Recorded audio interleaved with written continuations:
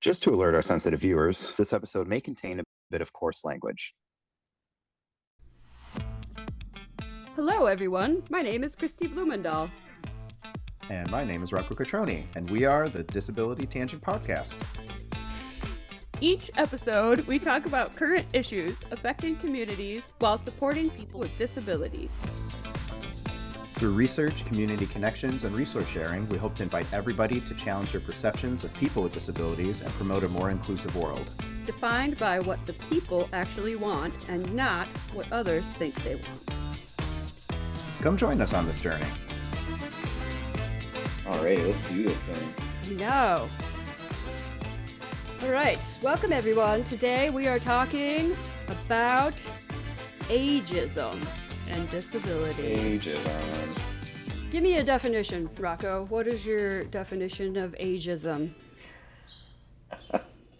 I feel like anything that has an ism in there, the first half of it is what people think of as quote unquote right. So if there's an ageism piece, it's that how does age impact the perception of anything, really? Older folks having ageism saying, back in my day it's this.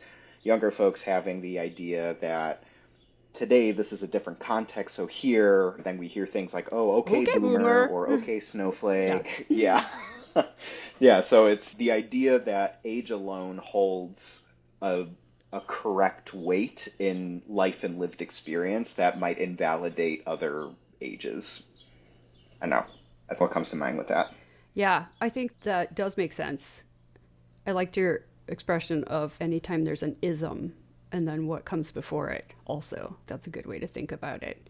Because there's so many isms out there, so that's an apt recommendation to look at it that way. Yes, I agree. I think there's definitely this way of thinking there's a right way. There's some sort of a expression that is correct. And then there's this otherness about an other expression. I think it falls a lot of times also into this, you can't do this, or you aren't in this club. I find it interesting because I have friends that are in all sorts of age groups. It's not that this doesn't affect me. It definitely does. Before we started recording, we were talking about stuff, and then we were like, oh, crap, are we being ageist? Because we have a different outlook, and, like, we're older than some of the people that we may or may not have been describing. And it's not that it doesn't affect me, but I think it's a little bit different because I have friends that are nearly 70, and then I have friends that are 20 something that are like the age of my daughter. And I don't always look at them as though they are terribly different from me. But then I guess there are also sometimes things that I'm like, oh my gosh, like, you're 11. Stop acting like you know everything. Yeah. But I feel that because there's definitely a context and a experience you get as you get older, especially as you live past through and in between different ages of like humanity, things that are popular, major events, things that shape you in different ways depending on your age. So for folks in my general age category, September 11th hit very differently than folks who are older or folks who are newly born. And you can see like how those major events hit people. There's for my age group, my wife and I talk about this a lot of, we live really close to O'Hare Airport. And whenever we see a plane going a slightly different way, it immediately triggers this fear of, uh-oh, it's happening again. And even though it's 23 years past that point now, it still holds a whole different context. But then when I'm talking with folks who are adults during that time, it holds a slightly different association with that. And I'm going to be super curious what's going to happen, especially with things like COVID, like when we're all adults and people who were raising or not raising children or in new relationships or starting new jobs or starting and transitioning in and out of school, you know, what types of experiences do people have? Everybody was experiencing the same thing just from different vantage points. And I think that's going to create some tension in the future because it's, well, at least you didn't have to figure out how to pay the bills. And it's, yeah, but my whole social development was completely stunted because I never contacted anybody.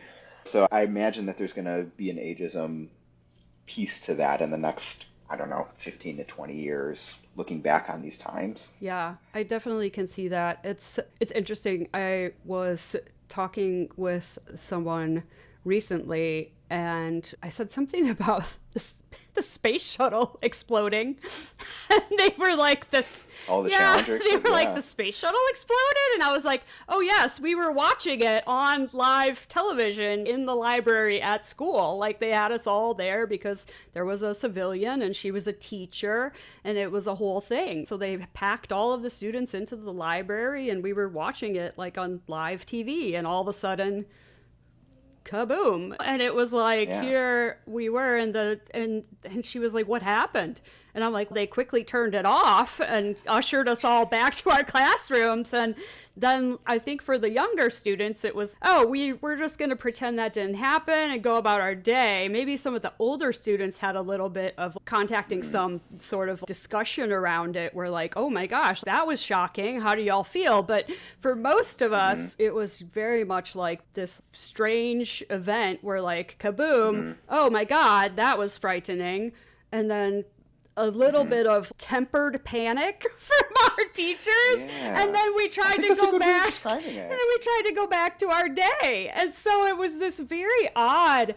Here's how we handle a life-altering event, right? We freak out quietly, shove it under the rug, and then go to math class. And I think that affected me in ways that I probably never paid attention to. But then when I was talking to this other person who didn't experience that, they were like, what? Why? Like, how? What? Who would do that? And it was just a really interesting thing to recognize that not only did they not experience that, but the things that they did experience, like later on in life, that did happen and that they did watch unfold, were addressed in such a different way, because we had come so much further in, like, mental health care and reducing trauma and trauma-informed care, that they had a completely different experience of, like, how do we connect with things. And so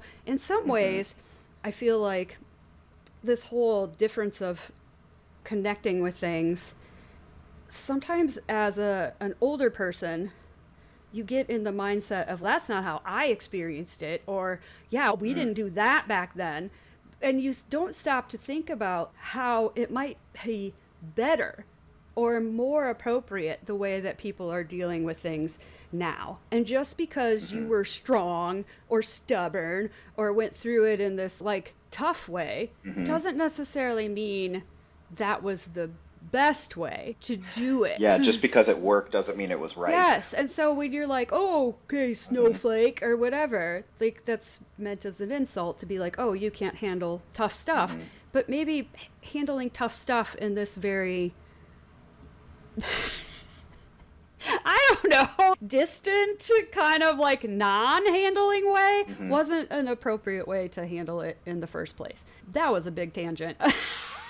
No, I don't think that was a tangent, though, because that really reminds me of how within societies, and I think many societies have this kind of age hierarchy, but it's not just the hierarchy of, oh, respect your elders, this person knows more, but there's different expectations at different ages, right? As if there's some magic thing inside your body that, like, oh, you're 7 years old, you should be able to sit for 7 hours and listen to a lecture at school for 5 days a week, or you're 15, you're supposed to know this thing, or you're 21, you're supposed to be an adult now, and you're 30, and it's, wow, you should have this, like, level of maturity.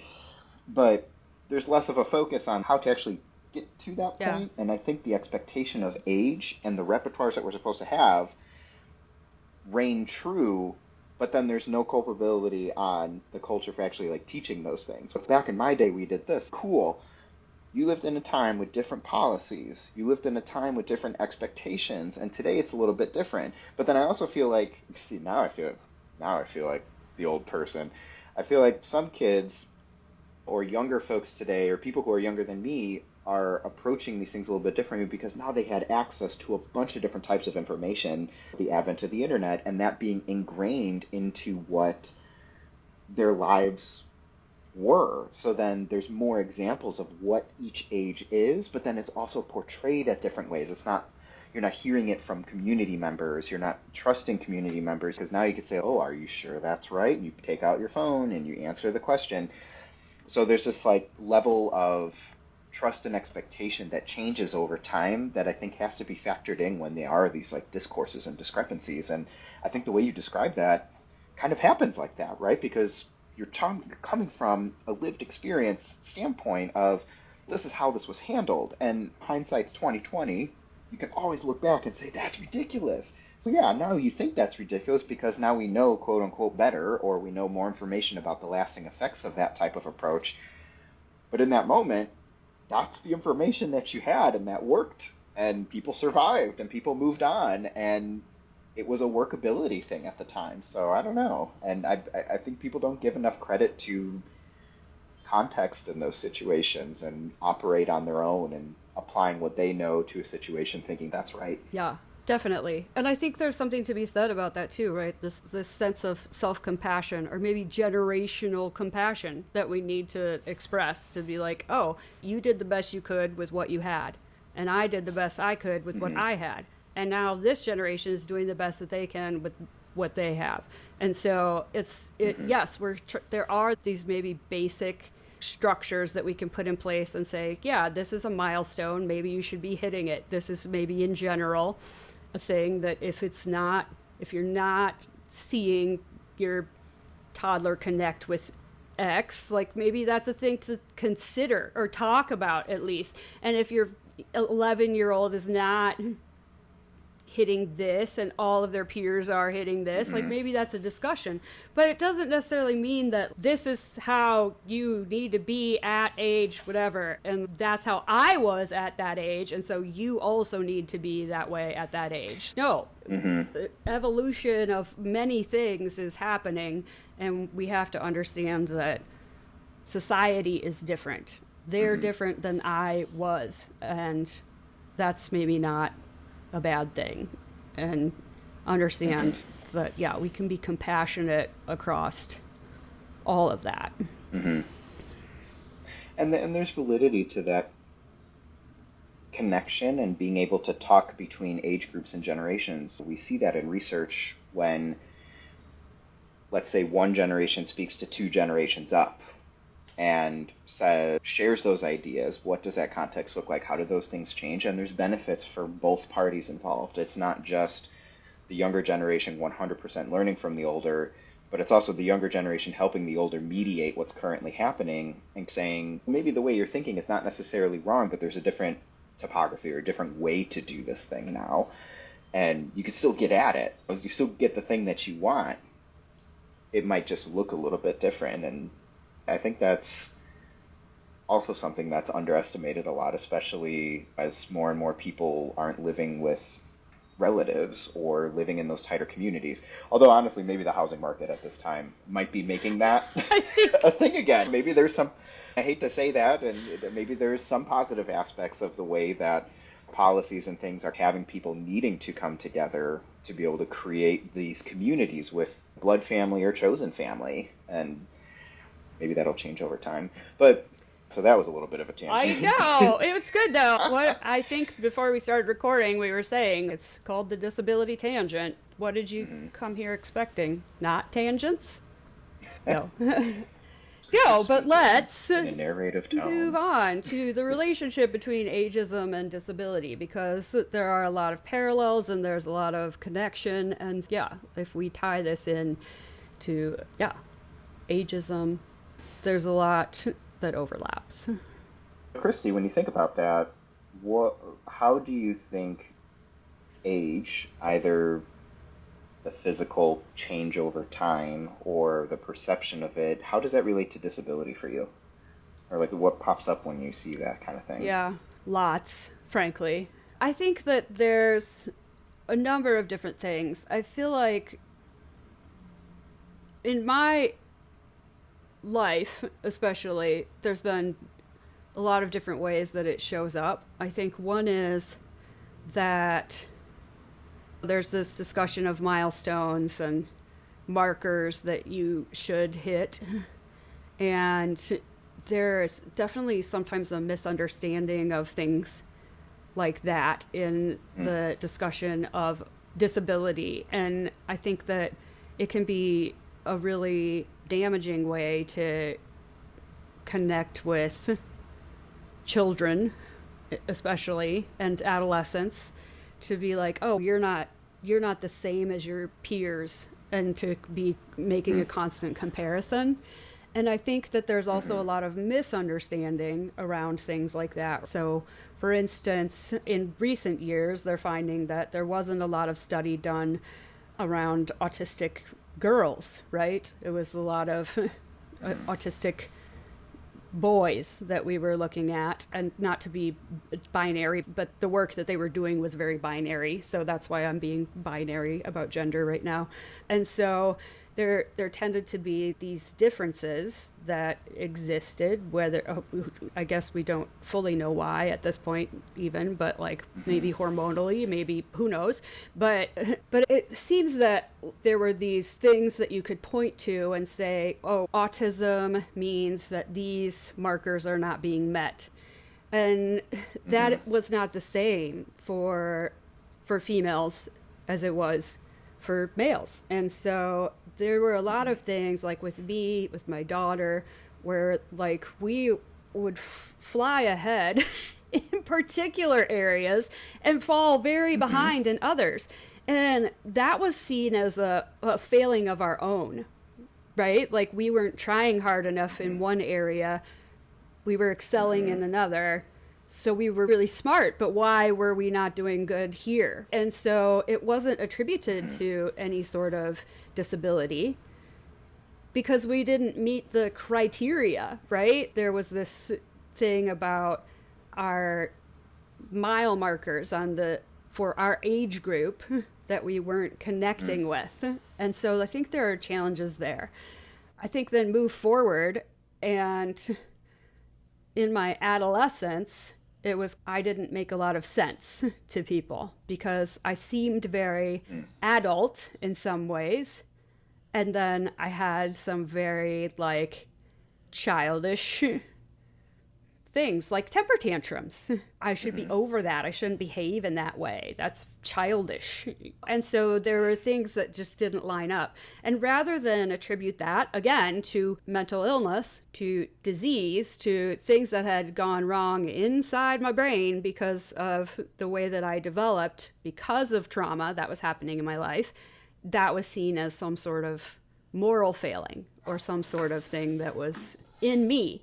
And it wasn't connected in ways. And I think that a lot of that had to do with these ageist thoughts, right? It was just tied to a different thing because of these. Yeah. And now as I am getting older, and now having these situations with my other disabilities, physical disabilities, mobility challenges, my movement disorder, shaking, all of these different things, these are all seen as older people problems, right? So I am in my late 30s, early 40s, and I'm starting to have a shake like I have Parkinson's. I don't have Parkinson's. I have essential tremor. They are different, but have many similar symptoms. And so I'm starting to shake. I'm tripping over my own feet. I'm having all of these different challenges that people then attribute to age-related disorder. And so I get treated in these ways where people will say, oh, you're too young. You're not in pain. Oh, you don't feel that way. You're too young to feel that way. And they minimize what I'm going through and minimize my experience because they say, oh, you're too young. You're too young. You're too young. No, I'm clearly am not too young to be suffering some sort of pain or have some sort of tremor or be tripping over my feet and need a walker or a cane. And there are actually, it's not just the way that I feel that's bothered by that. There are things that happen out in the world. Like I'm discriminated against more perhaps than some other people. When I get on the bus with my cane, people won't get up and give me a seat because they look at me and they think cane plus pretty young thing don't equal stand up and give her a space. She's not a person who needs a seat. She can hold on. What's her problem?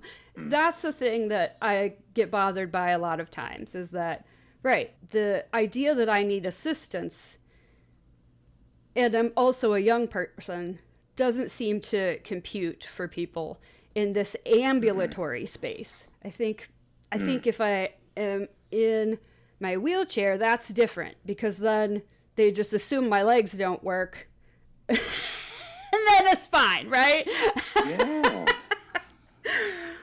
Yeah, I think there's this like confirmation bias or various halo effects that happen when you see one aspect about someone and then you apply it to all aspects about that person. They see maybe like physicality, like you look younger, and it's that doesn't match with cane, or that doesn't match with disability, right? Non-ambulatory or reduced ambulatory. And I think it's, what are those things that is curious to me is, how are we teaching people to see the things in the environment, and what are we supposed to do in response to that, right? So you see someone with a cane, that should immediately trigger, oh wait, maybe this person has difficulty standing up because they literally need an external device to do this.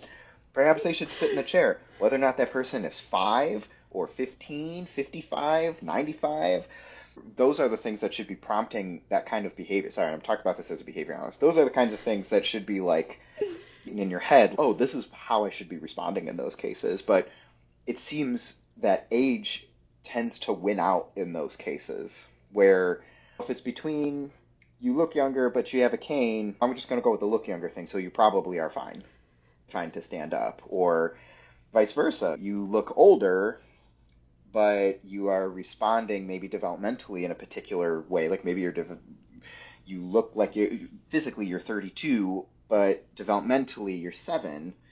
I'm going to go with the age thing first, and you should act your age, right? And it seems like age has the heavier, more dense, more important function to that, that's how people view others. And I wonder if that's, I don't know what the reason behind that is. I don't know. Yeah, and I think it's so weird, because it's like you choose one and then you run with it. Yeah. So my friend and colleague Meg and I are getting ready to speak at a conference about stigma and disability and sex, basically, and talk about how there's a lot of this stuff where caregivers might gatekeep the expression of your sexuality, your either identity or actually some of that pleasure seeking. And I think, so you choose one, right? You're like, oh no, you seem young and unable to grasp a concept that for me, I don't want you to necessarily grasp. And so even though you are 35 years old, I'm going to stop you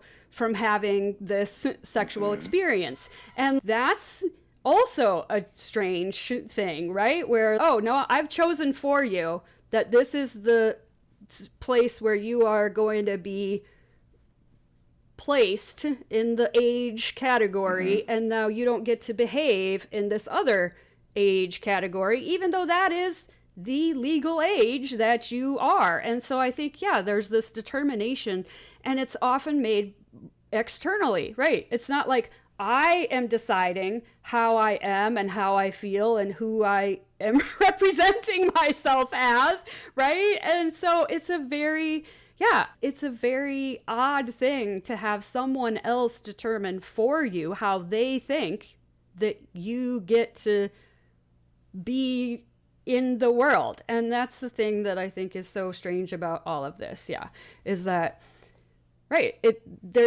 those two things are not congruent in their mind, so they choose one, and then they apply it to all of your behaviors and how you get to show up in the world, which is nonsense, quite frankly.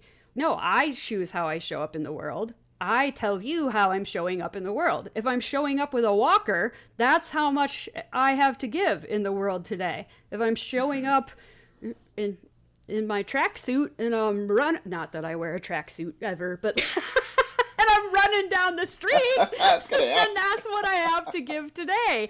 You know, there's a man that shows up at the track, like just to the side of my building and every day, and I am well aware of him, and I know that even though he looks like he could potentially be poked with a pencil and all of his bones would shatter and he would fall apart, he goes round and round. That he is so emaciated that I question whether I should bring him a sandwich sometimes, but he is so old and so emaciated, but he just goes round and round that track every day. And I'm like, this man is so strong.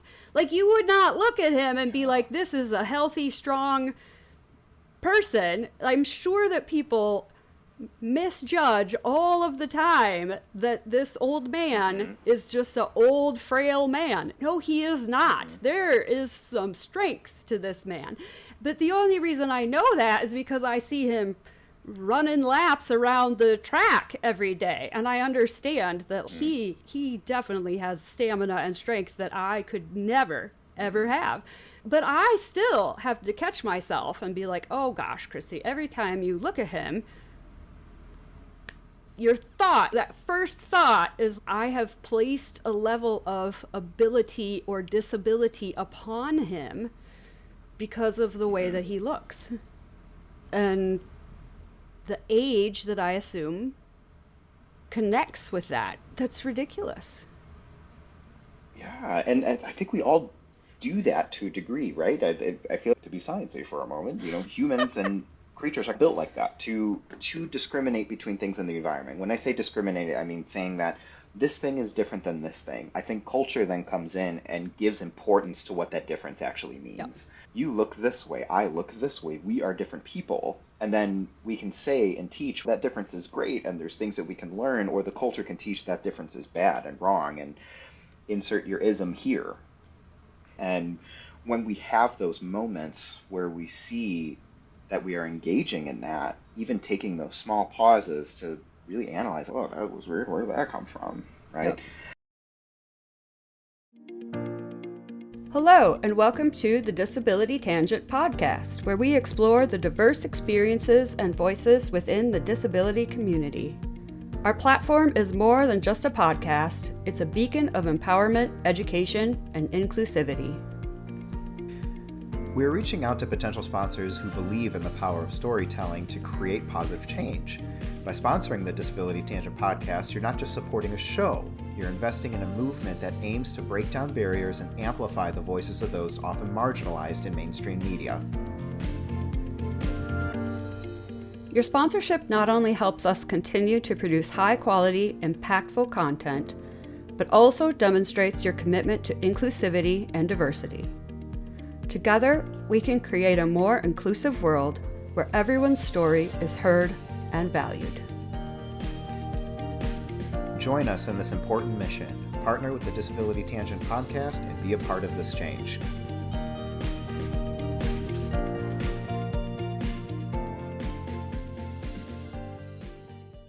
To share about my own personal story with that, I think there's a lot of self-stigma that I've gone through with that, because the thing, or at least the theory behind the thing of that disabled me in many ways, was going through cancer when I was 6 months old, had a complete nephrectomy, so my left kidney was removed.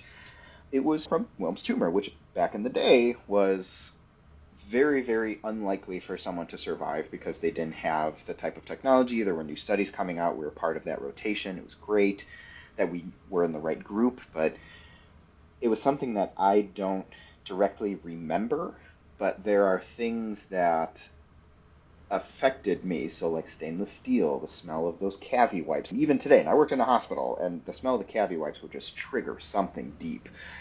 But not having experienced that thing, but having so many people tell you what your disability identity was, oh, you're the sick kid because of X. You've survived so much. You've overcome so much. And there's all of this inspiration porn thought process behind that, right? And inspiration porn, Stella Young, I think we've talked about her before. She has a really good TED Talk about that.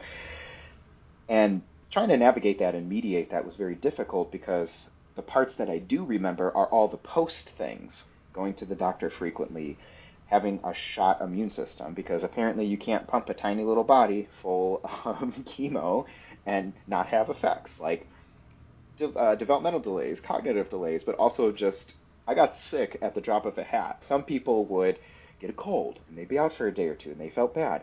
I would get a cold, I'd be out for a week and a half and I couldn't function and I was throwing up everywhere from like a simple thing.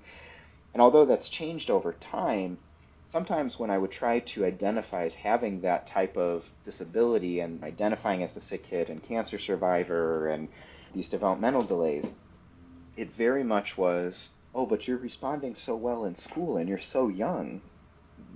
That's not a thing. You have overcome that. And what people then don't see are all the things that led up to that moment that I'm meeting that person of, we found workarounds because I had a supportive environment. Not everybody does. Yep. And there's obviously other privileges that go into that, just my skin color, where we were financially at some points and other points. But that kind of combination between the age of when the disability happened, not necessarily how age affected it then, but when that happened to me was before my memory, and that was a really hard thing to reconcile over my lifetime, and pushing against it sometimes and coming back to it, but then always feeling like I was a poser. I wasn't actually disabled because I couldn't remember any of those things or pull any of those lived experiences. I just saw the after effects of things. So that's where age for me came in. And now that I'm older, and this year will be almost 31 years cancer free, so that's cool. Yay. Yeah, hey, look at that. But even that, I feel like there's like a flippancy to it, because it's, I don't remember. I'm glad I'm here and this thing happened.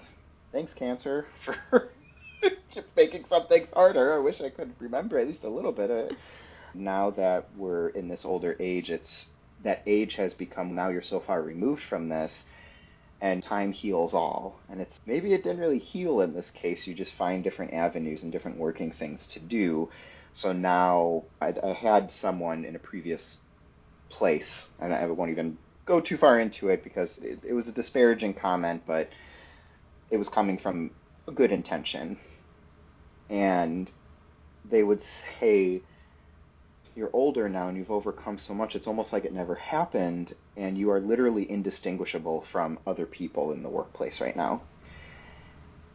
And I never really knew how to work with that. And I think some of it was tied to an age component because they also didn't see me during those times. It was hard to explain how to work through that, and you just go like, haha, yeah, and then you move on to the next thing. But so kind of the take that back, because I think I started going down a little rabbit hole. The age piece for me was more, when did things occur? And now that distance is continuously growing, it becomes less heavy, dense, salient, whatever word you want to use. But at the same time now, I am getting older, and there is an inextricable link between age and disability. You live long enough, your body's going to start responding in different ways. I had knee surgery 7 years ago, and your body's not made to be poked and be okay.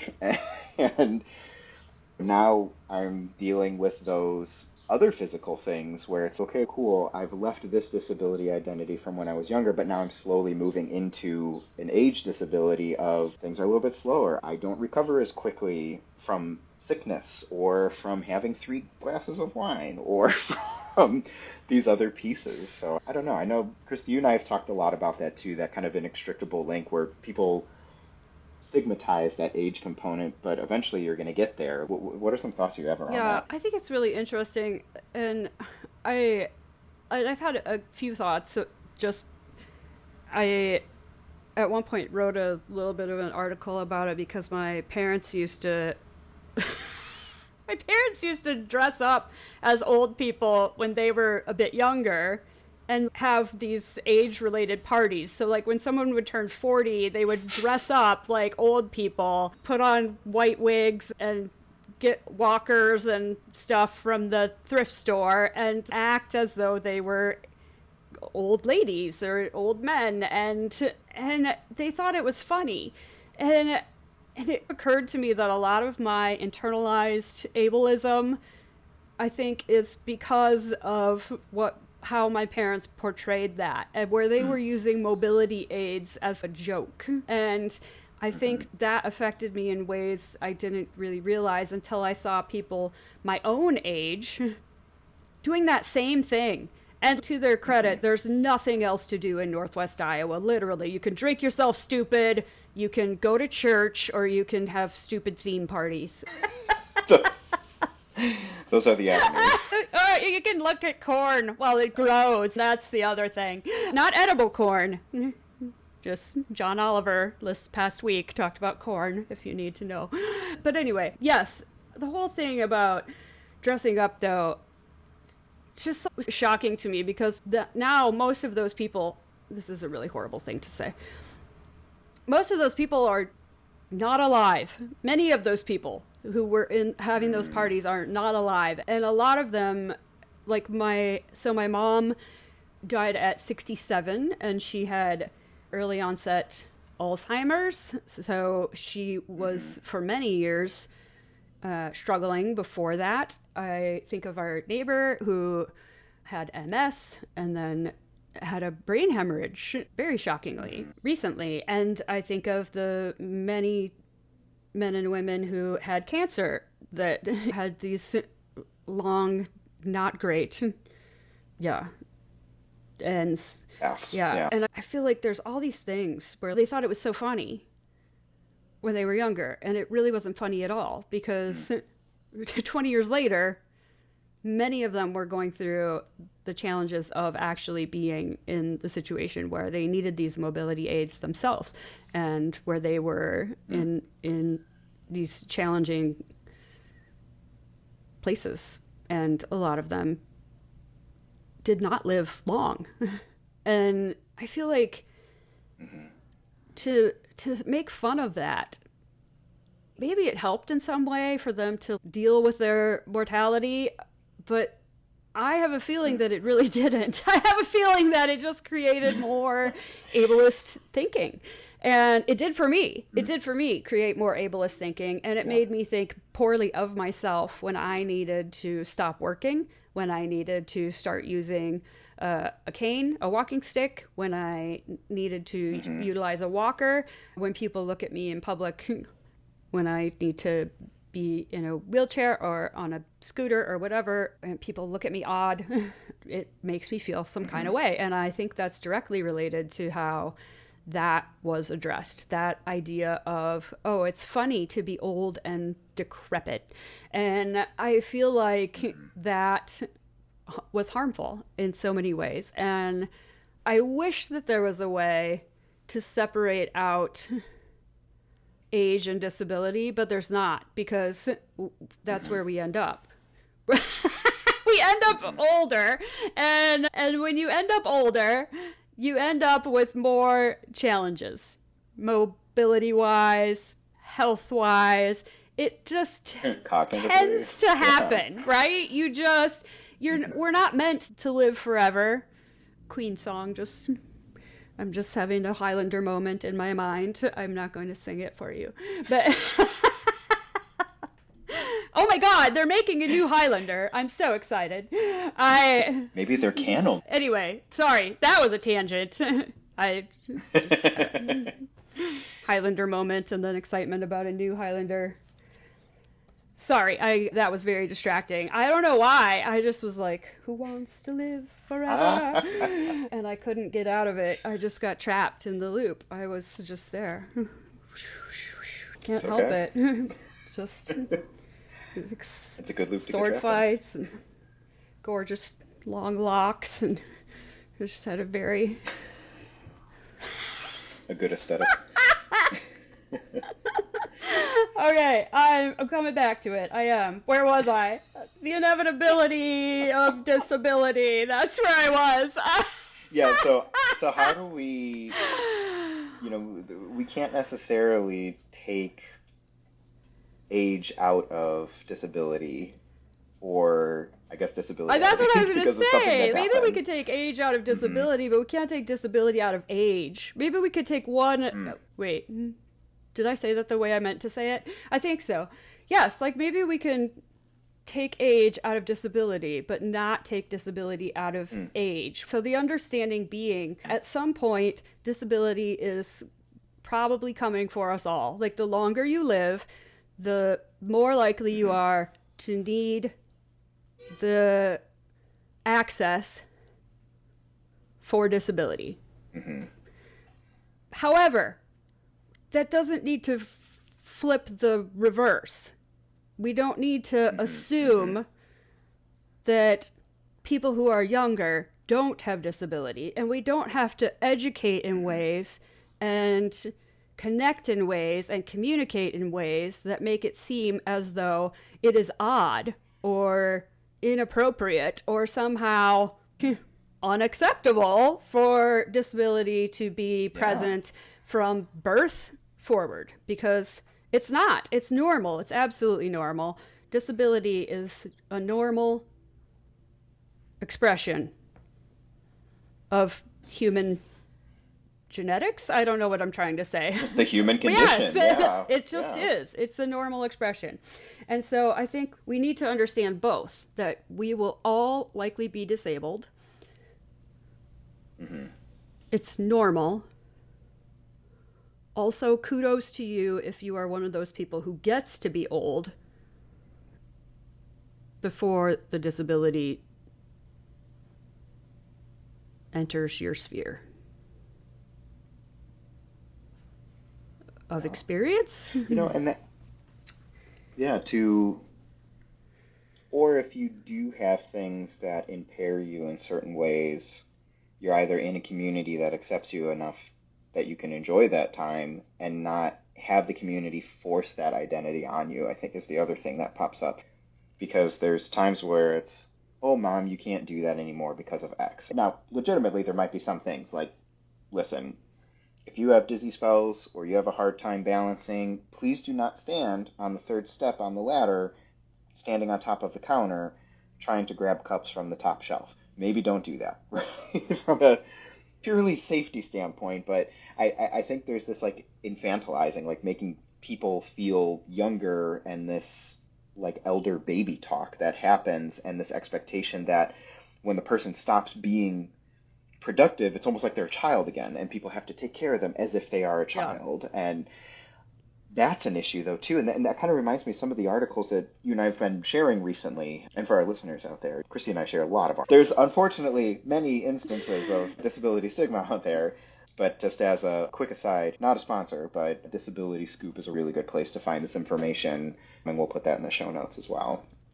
But with some of these topics, Christy, like what can people do about those things? If there's an identity that's forced on someone because they're aging or because of their age, maybe they're younger, so it's, oh, you don't quite understand this thing. It's, well, I also have an intersectionality of trauma as well, so maybe I do know a little bit more than you think I do about some of these situations. Is there something we can do, or like, what are some of those thoughts that pop up on next steps for addressing things? I think one thing definitely is to honor people's lived experience and to not try to place your experience over or above anyone else's experience. I think it's really easy to think in terms of hierarchy or I know better, but you don't always. And I think number one is always to listen.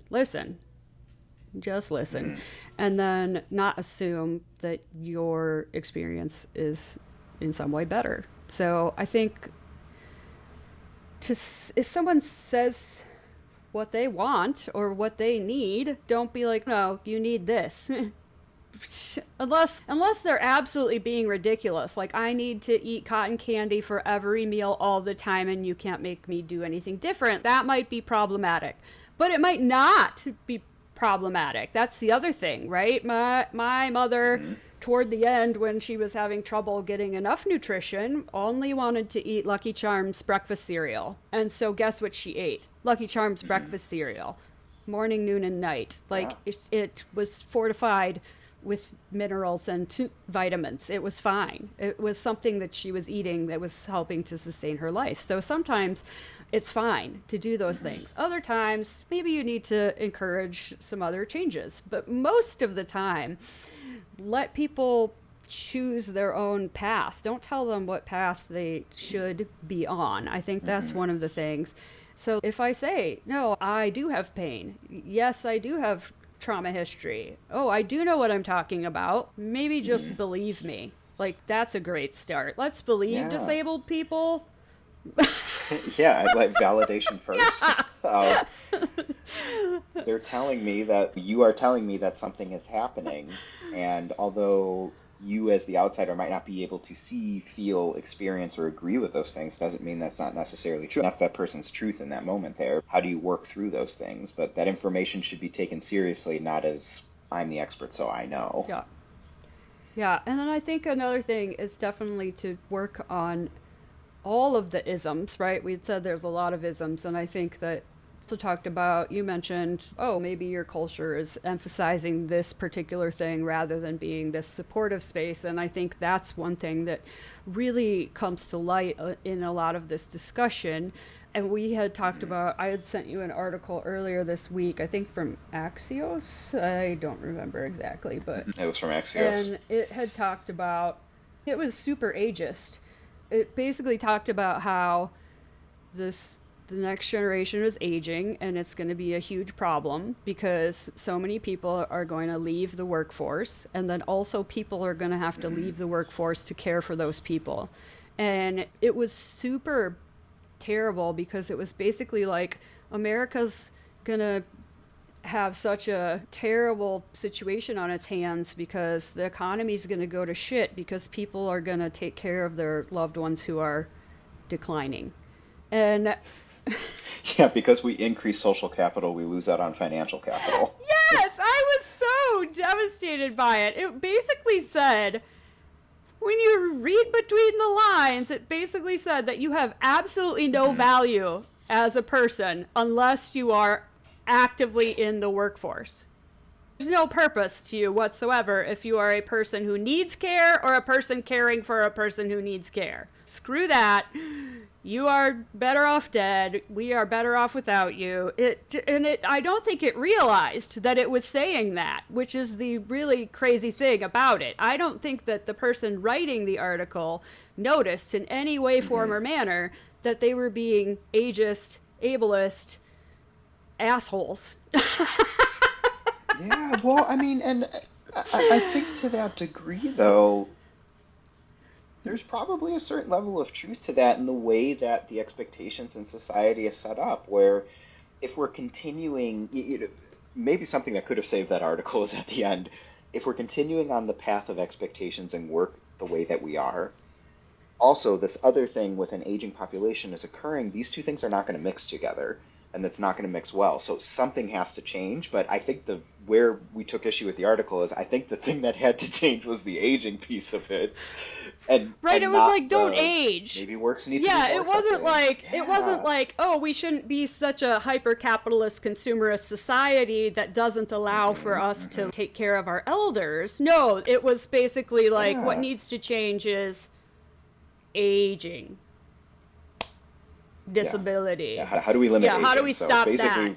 They were saying, how do we live forever? Or if you're not productive anymore, how do we keep people productive until the very short period before they are no longer like here? Maybe we could knit sweaters. I don't know. I can't knit sweaters. I only have one capable hand. That's questionable.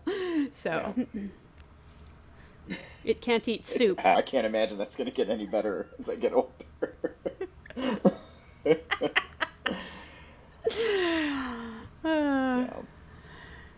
Yeah, so I think I like those pieces, though. It seems like that maybe the base value, maybe, and maybe some of the things that we teach along with that is validating people's, like you said, experiences, and that those are important things, because I think that might span, at least across a lot of the isms in general, to at the very least understand. And I feel like that goes one more step than awareness. I feel like there's that acceptance piece, and we see that a lot with like autism awareness versus autism acceptance. And I wonder if it's that acceptance component of I value that I value and understand that your experience had led you to this point. I can disagree with you, but teaching people that you can see the pattern that got that person to that point, Yeah. right? And not pass open judgment on that. I think there's always going to be a little bit of something where people are like, I wouldn't do that. And it's yeah, but you weren't in this situation, or this isn't your life. But to get people to that point of acceptance and understanding can be very strong. And I wonder if the doing part then comes secondary to that, because if you're able to accept and understand people, and then voting comes along, or policy comes along, or a person comes along that challenges your previous conceptions, if you have that repertoire, if you have that ability to identify, accept, understand, you might make decisions a little bit differently than, oh, this person's trying to take resources from me. It's, oh, this is interesting. This person lived a different life. They're trying to gain resources to create a more equitable situation. Maybe this isn't something that I'm fighting and pushing back and voting against on. Yeah. I find that interesting too, because I feel like, I'm not going to say my family has become more liberal, but one person in particular in my family that I look at, who I can say, like, when I divorced an abusive husband, their stance on divorce shifted, right? When my cousin came out as gay and passed because of AIDS, I don't know why I'm saying passed. I feel like I have to somehow cushion it, but usually I don't say that because I find it an odd word. Like, he died, and he died because of AIDS.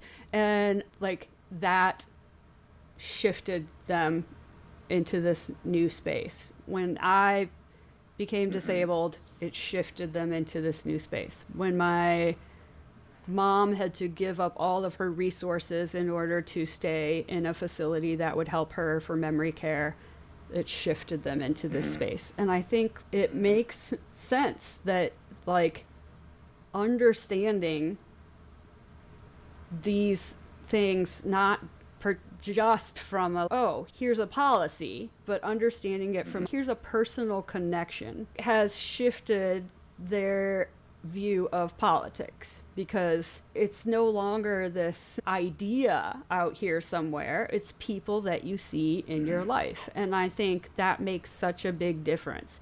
And if you can divide yourself from the people in your life, that's a whole other thing, right? That's a level of narcissism that maybe is not something we want to talk about, because then I'll have only tangents all the time.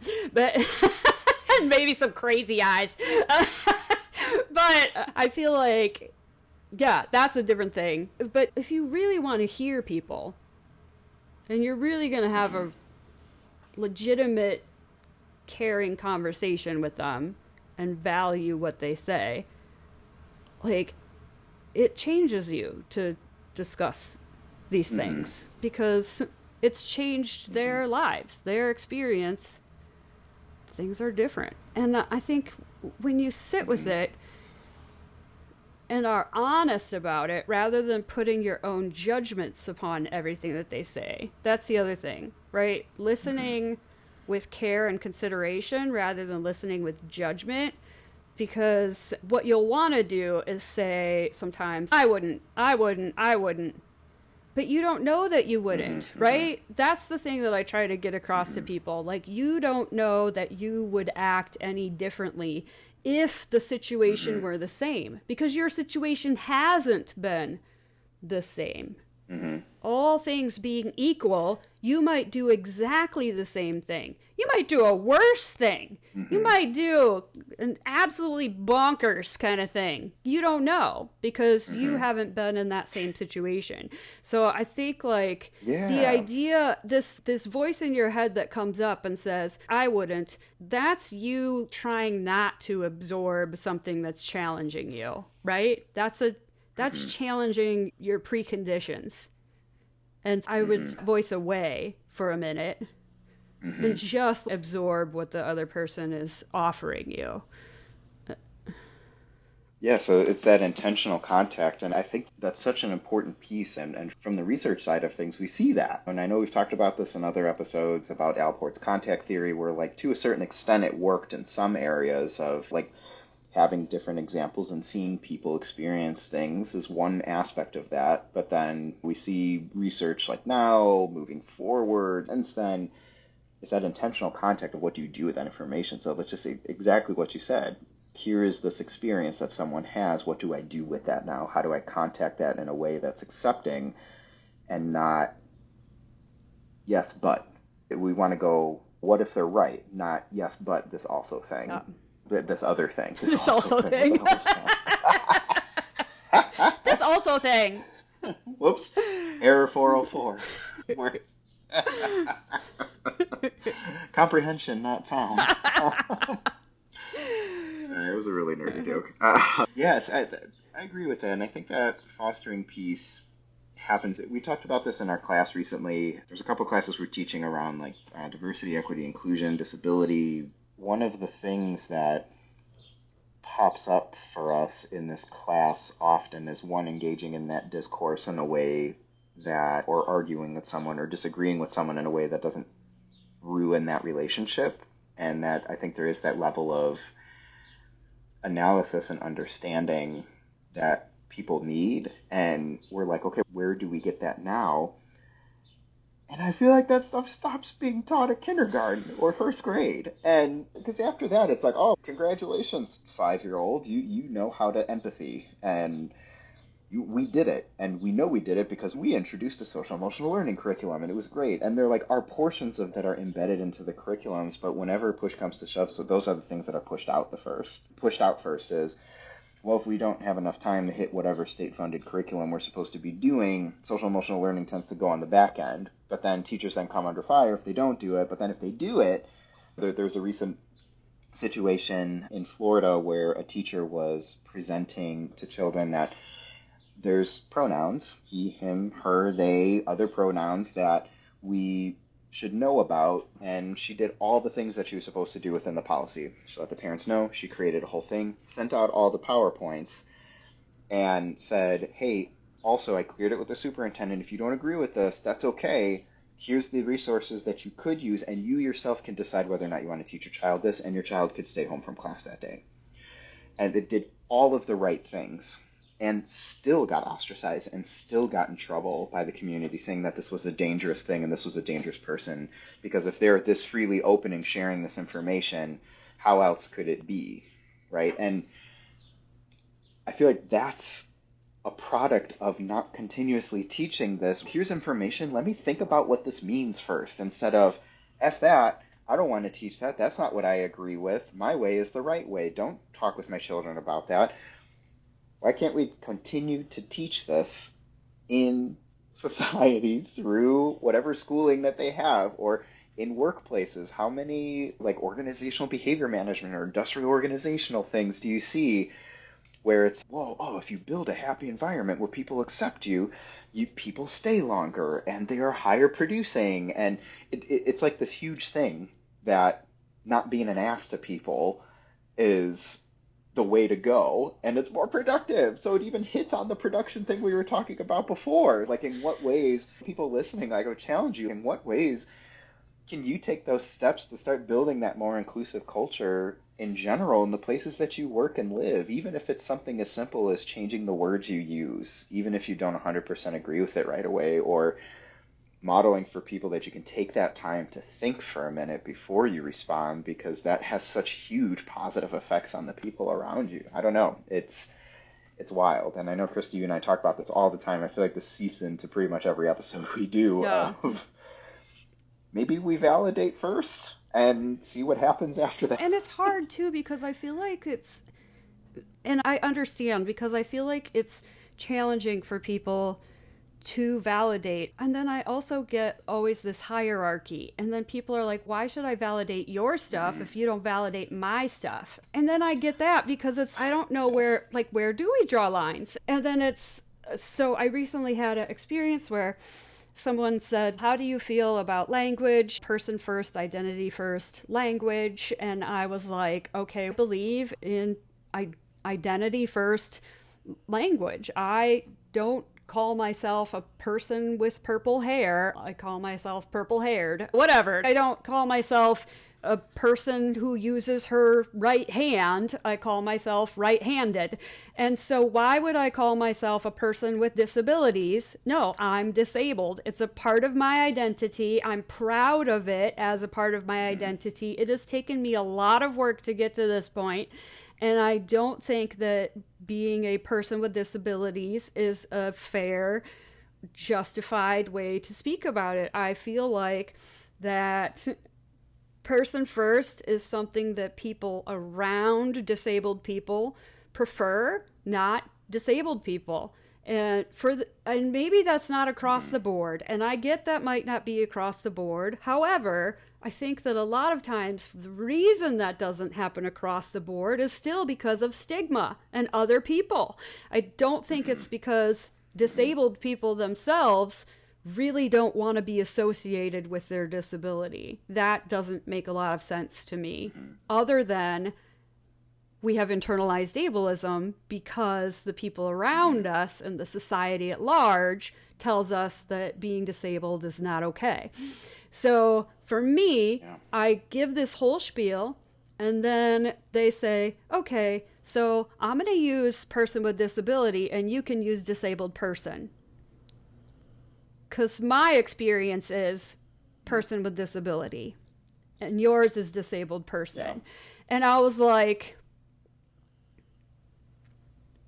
So I'm supposed to invalidate my feels on this to make you feel more comfortable in this situation? And that's the thing. So you are an ally, and I am the disabled person, and you just said to me, what do I prefer? And I told you this whole thing about how important it is to be accepted as a person, that my identity is rooted in my disability. And you were like, that's nice for you, but fuck that. Yeah. Well, I feel like being an ally, honestly, Christy, maybe this is a whole episode. Being an ally should not have the sole purpose of it to be looking for that pat on the back for doing it. And I think so many times there's pieces of that where people are like, yes, I'm totally supportive of this. Yes, we're gonna have this. And then when push comes to shove, it's, look how good I'm doing. And, oh, actually, you know what? This is how we should be doing it. But not actually checking in with the people to see if what they're doing is correct. Not correcting people on identity versus person first language if it's not the right thing that person didn't say. Or, like you said, if I just told you how I want to be called and you just push back on that. You just basically said, that's not allyship. Well, fuck you. I'm going to keep doing what I'm doing and you can do what you want to do, but I'm not going to follow that. Yeah. I know. And then it's so weird to me because it's, do I not get to make the statement? Do I not get to say what is expertise in this area because I am the person who is living with this experience? This is my experience. I am the person. Why do I not get to say what the rules are here? Like, who gets to...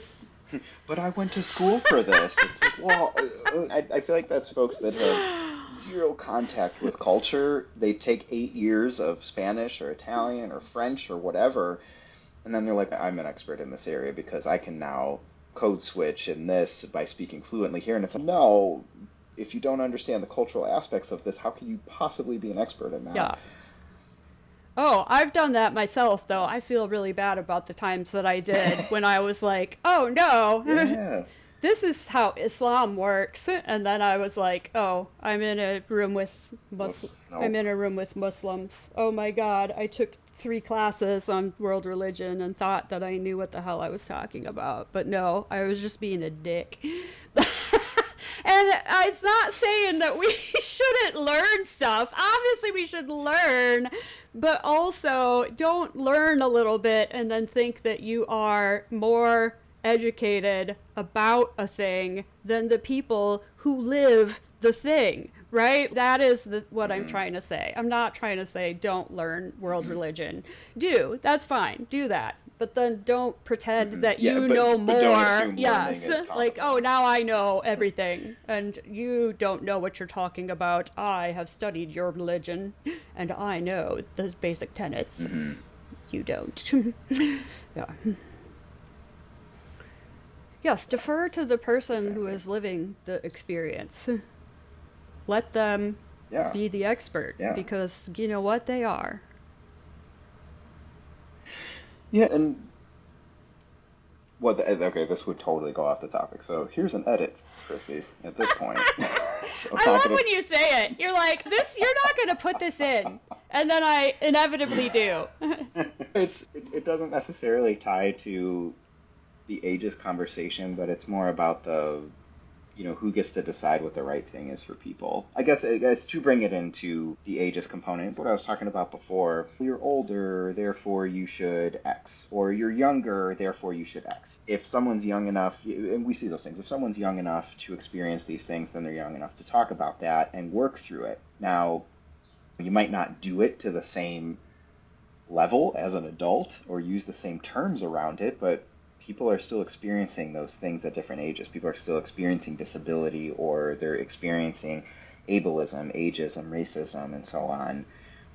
And the less we work towards helping people have the words to talk about those things, I think that understanding is lacking, because then we're not giving people the vocabulary to explain their life to themselves or other people. And if they don't have the vocabulary, and then people say, why didn't you advocate for yourself? It's like, I wasn't even taught the words to use this. So then we expect older people to say, why didn't you just tell us this thing? Or, oh, you're old, you're becoming senile, whatever, I'm not going to give you this. Or family members saying, I really want to connect with my family members. I want to live in my house. And if you can't live in your house anymore because you're X and X and X, and this is too much money. So then we're put in retirement homes. And then, cool, you're around other people of your age group, which has positive effects associated with that.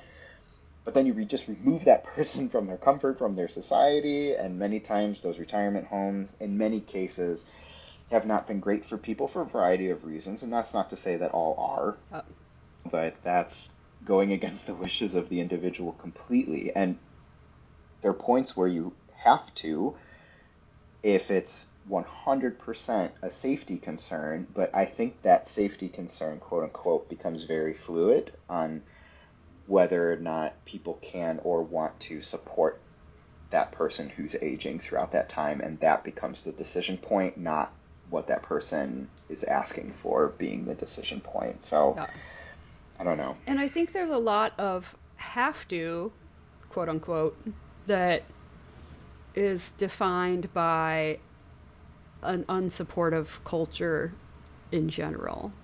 You have to, because we can't afford to quit a job and stay at home with you. You have to, because we can't support your home, our daughter's home, because we're in a space where there's too much we have to spend and not enough coming in, that we have to make these really difficult decisions. But maybe in another country or in another economic system or in another maybe that's not the case, and maybe there is another option available in other places, and we're just not creating that model here for one reason or another. And what is that reason? Why isn't that happening? Why aren't we learning from other cultures in that case? Why aren't we creating supportive systems? Like, all of that then comes into play. What does have to look like, and how can we all be advocating for things that take away the have to, right? So that we do have options, that all of us have options in every age group, right? So we don't have to say to grandpa, no, you have to go to a home because I have to stay at work, because I have to spend X on childcare, because we have to have the grocery money.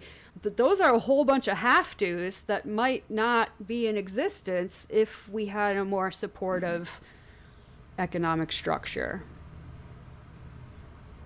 Exactly. And what are those small steps that can happen to change that economic structure as we enter in or leave late stage capitalism? And how do I vote today in order to maybe move us toward that space, right? Because I feel like there's also this idea of, you just heard my list of have-tos, Christy. What do you think I'm going to do to, like, make this change? How am I going to shift this? But I think, what are the little things that you can do? You can vote. You can not purchase certain things. You can make small changes as you move forward. Yeah, you can keep your thoughts to yourself until you parse those Right. out and figure out what that looks like.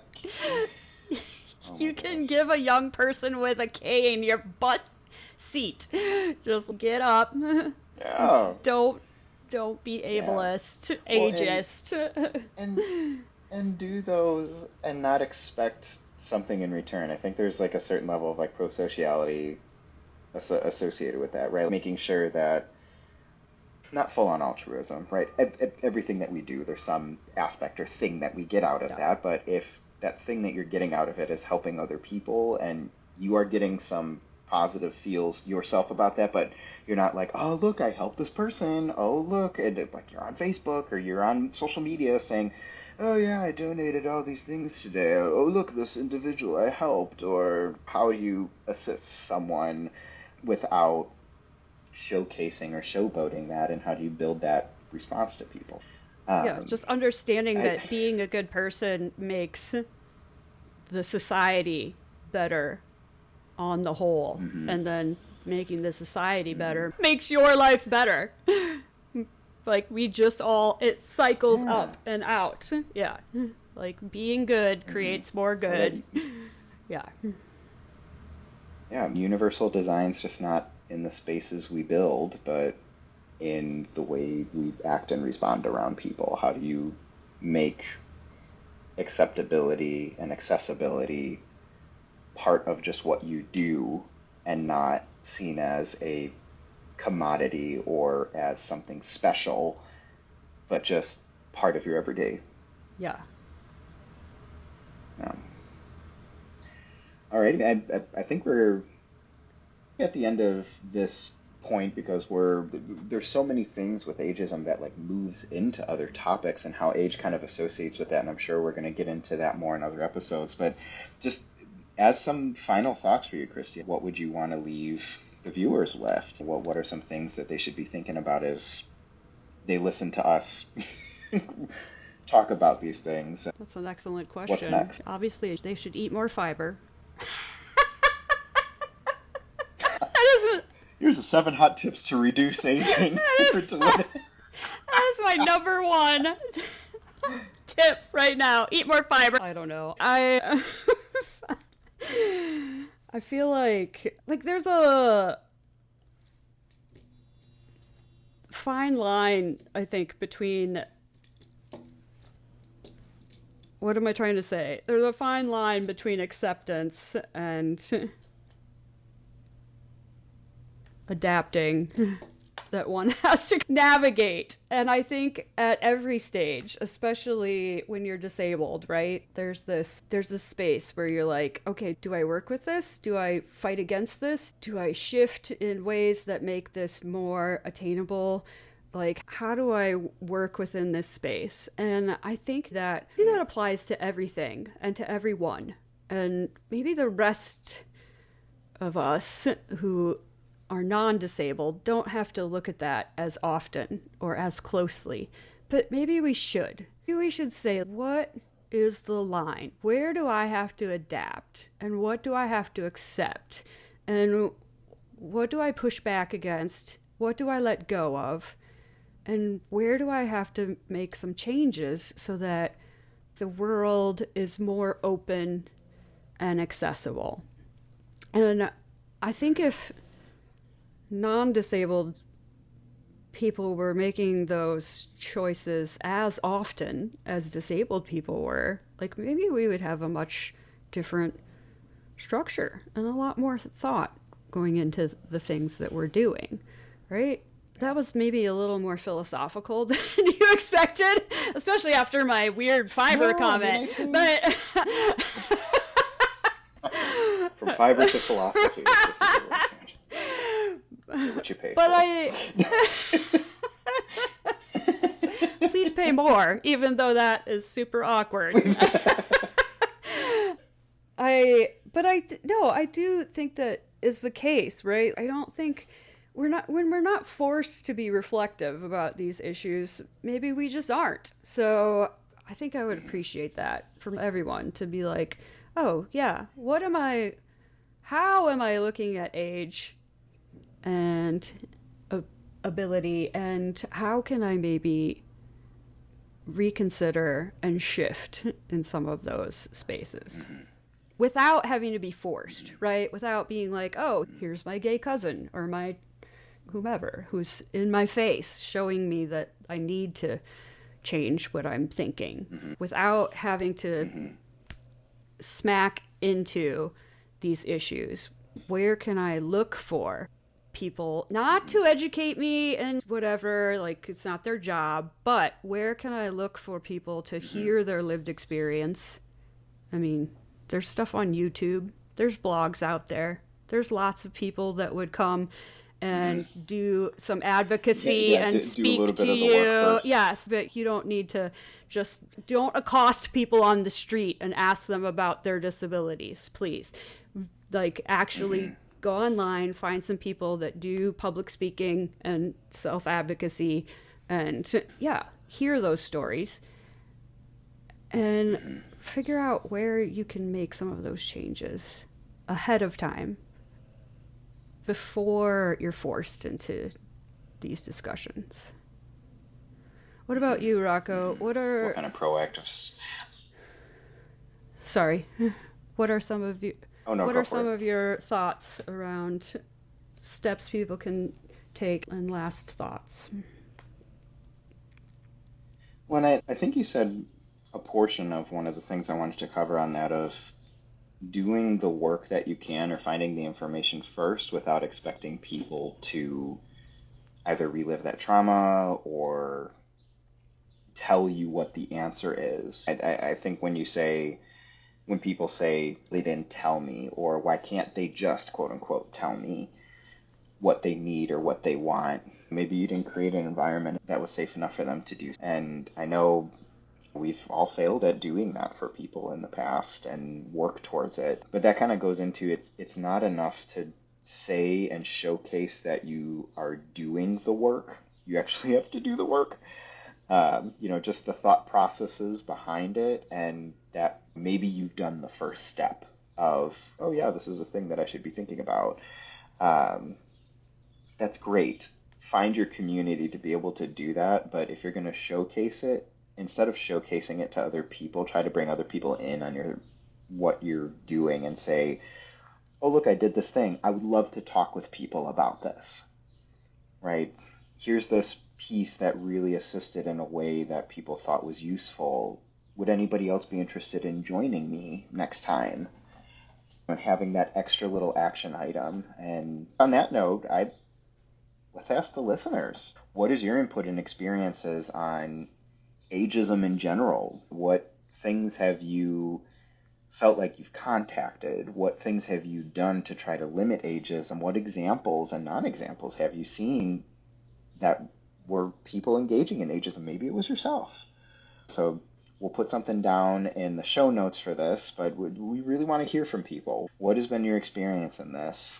And we really want to create that community around making these changes. That's the whole reason why we're doing this podcast, to bypass a lot of the paywalls, to gain access to this information that people would normally get at conferences or in articles and journals that are expensive. So let's continue building that community in a way that's accessible to people everywhere as much as we can. Beautiful. Boom. In the immortal words of Jack Black. Are they immortal? Will they keep lasting forever? Like the Highlander? That could be only one. All right, I think we did it. Fabulous. Good.